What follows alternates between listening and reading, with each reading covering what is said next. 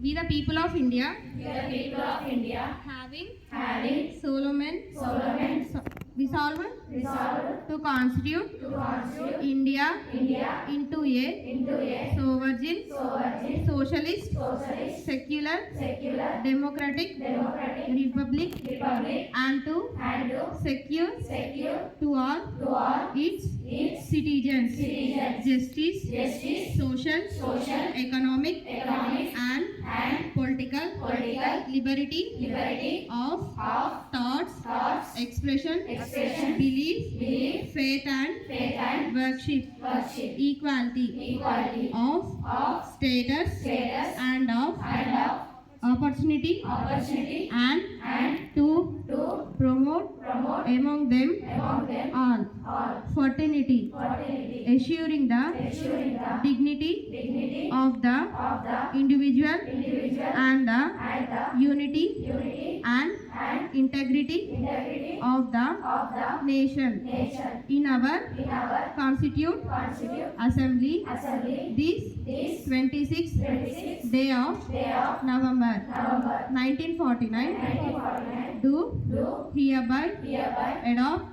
enact, and give to ourselves this Constitution.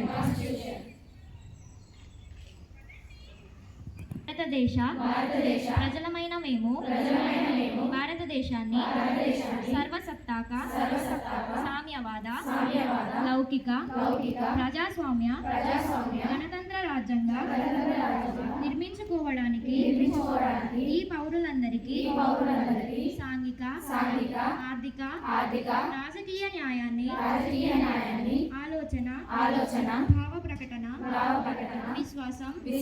ధర్మం ఆరాధనలలో స్వాతంత్ర్యాన్ని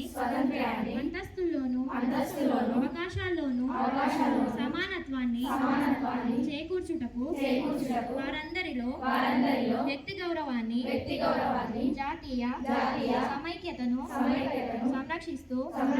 సౌభ్రాతృత్వాన్ని పెంపొందించడానికి 1949 November 26న మన రాజ్యాంగ పరిషత్తులో ఎంపిక చేసుకుని శాసనంగా రూపొందించుకున్న ఈ రాజ్యాంగాన్ని మాకు మేమే ఇచ్చుకున్నాం.